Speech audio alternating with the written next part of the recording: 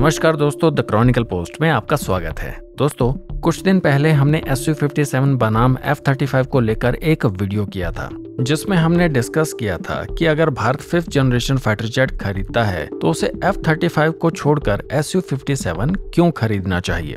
इस वीडियो में आपने काफी ज्यादा इंटरेस्ट दिखाया, लेकिन उसी वीडियो की डिस्कशन में एक सवाल उभरा जो मेरी कई वीडियोस के कमेंट सेक्शन में पहले भी देखने को मिला है। एक फ्रस्ट्रेशन जो डिफेंस एंथुसियास्ट के बीच लगातार बढ़ रही है कि सब कुछ इतना डिले क्यों हो रहा है, और इस सवाल की सबसे बड़ी केस स्टडी बन चुका है MRFA प्रोग्राम। तो MRFA को लेकर आज हम बात करेंगे और एक ऐसा लेयर बाय लेयर ब्रेकडाउन करेंगे जिससे ये समझा जा सके कि भारत के डिफेंस प्लान कैसे बदल रहे हैं और क्यों। MRFA एक ऐसा प्रोग्राम है जिसकी शुरुआत हुई थी 2007 में MMRCA के नाम से, और फिर 2018 में इसे MRFA के नाम से रिलॉन्च किया गया। तब लोगों को उम्मीद थी कि शायद अब प्रोसेस तेजी से आगे बढ़ेगी, लेकिन पिछले 5 से 6 सालों में इस प्रोग्राम की हालत ऐसी हो चुकी है कि अब डिफेंस सर्कल्स में भी इसे लगभग डेड माना जा रहा है।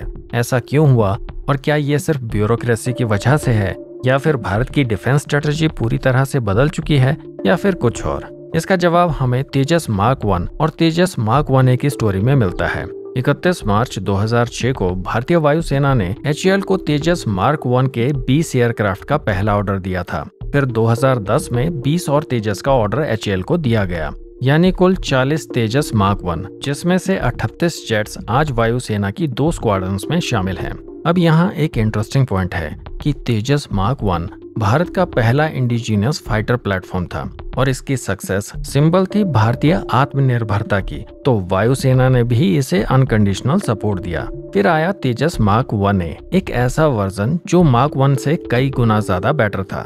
ज्यादा एडवांस एवियोनिक्स, ज्यादा पावरफुल रडार और बेहतर मनोवरेबिलिटी। वायुसेना ने इसे ओपनली सपोर्ट किया क्योंकि वायुसेना तेजस मार्क 1 की परफॉर्मेंस से खुश थी, और 2021 में HAL को 83 मार्क 1A फाइटर जेट्स का ऑर्डर दिया गया। हालांकि तब तक इसका कोई प्रोटोटाइप भी तैयार नहीं किया गया था। मतलब आप समझ सकते हैं कि वायुसेना को इस प्लेटफॉर्म पर कितना भरोसा है। इवन अब लगभग 97 एडिशनल तेजस मार्क 1A फाइटर जेट्स का ऑर्डर भी अपनी फाइनल स्टेज में है। अब सोचिए, 180 के करीब तेजस मार्क 1A फाइटर जेट्स वायुसेना को मिलने वाले थे, और यहीं से पूरा गेम चेंज होता है, क्योंकि MRFA के तहत भारत को 114 फाइटर जेट्स खरीदने थे, जिसमें अमेरिकन डिफेंस कंपनीज जैसे बोइंग और लॉकहीड मार्टिन ने भी अपने फाइटर जेट्स ऑफर किए थे। लेकिन अगर भारत खुद अपने फाइटर जेट्स का प्रोडक्शन बढ़ा रहा हो, तो ऐसे में फॉरेन फाइटर जेट्स की अर्जेंसी और रेलेवेंस पर सीधा सवाल खड़ा होता है, और अमेरिका जैसा हथियारों को बेचने वाला देश इसे चुपचाप होकर कैसे देख सकता था।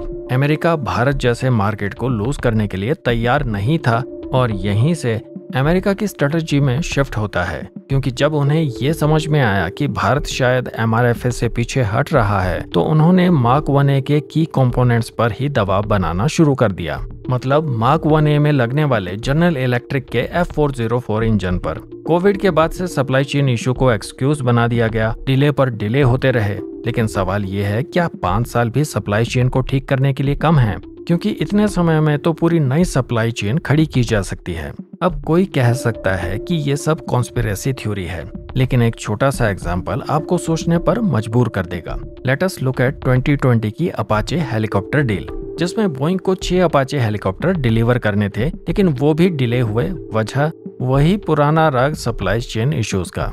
फिर 2025 में हुआ ऑपरेशन सिंदूर, और जियोपॉलिटिकल टेबल्स टर्न होने लगे, जिसके बाद भारत ने भी सॉफ्ट डिप्लोमेसी छोड़कर डायरेक्ट प्रेशर बनाना शुरू कर दिया। और अब खबर आ रही है कि 3 अपाचे हेलीकॉप्टर जुलाई एंड में भारत आ जाएंगे।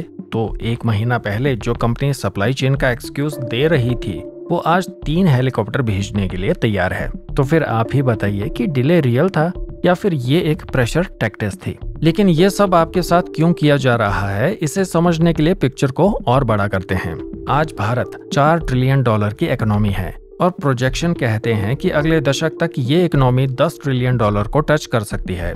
यानी ग्लोबल इकोनॉमिक हायरार्की में भारत एक मेजर प्लेयर बनने वाला है, और ये बात नेचुरली डिस्कम्फर्ट पैदा करती है उन देशों के लिए जो दशकों से टॉप पर हैं। अब कोई पावरफुल देश ऐसे ही अपनी टॉप पोजीशन को चैलेंज तो नहीं होने देगा। वो सॉफ्ट प्रेशर बनाएंगे, delays, conditions, policy level interference, strategic dependence, सब कुछ करेंगे आपको पीछे खींचने के लिए। और ऐसा करने के लिए defence is one of the most powerful tools. और MRFA की रेलेवेंस को बनाए रखकर अमेरिका अपने फाइटर जेट्स को भारत को बेचना चाहता था, और उसकी कोशिश ये थी कि भारत कभी मार्क 1A या मार्क 2 जैसे इंडिजीनियस प्रोग्राम पर फुल्ली डिपेंडेंसी ना बनाए, क्योंकि अगर भारत सब कुछ बनाने लगे तो $1 बिलियन आर्म एक्सपोर्ट मार्केट के लिए ये एक बड़ा डेंट होता। लेकिन अल्टीमेटली भारत जो अभी आर्म्स इंपोर्टर है, फ्यूचर में एक बड़ा आर्म्स एक्सपोर्टर बन जाएगा, जिसके ग्लिम्स आज हमें भारत के डिफेंस एक्सपोर्ट में दिखते हैं। तो क्या इसका मतलब ये है कि भारत को कम्प्लीटली फॉरेन डिफेंस पार्टनर से कट जाना चाहिए?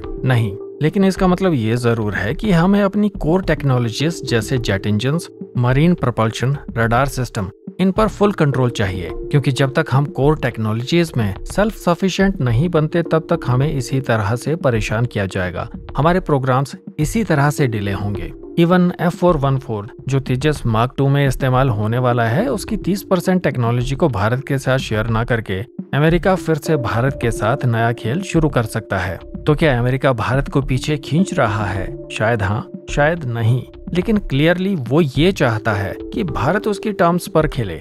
आर्म ट्विस्टिंग एक रियलिटी है और अब भारत को सिर्फ रणनीतिक नहीं बल्कि तकनीकी जवाब देना होगा।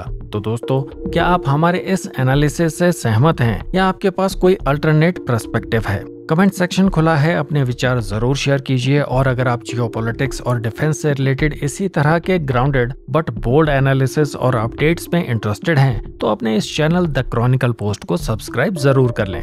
मिलते हैं एक नई वीडियो में एक नए टॉपिक के साथ। जय हिंद, वंदे मातरम।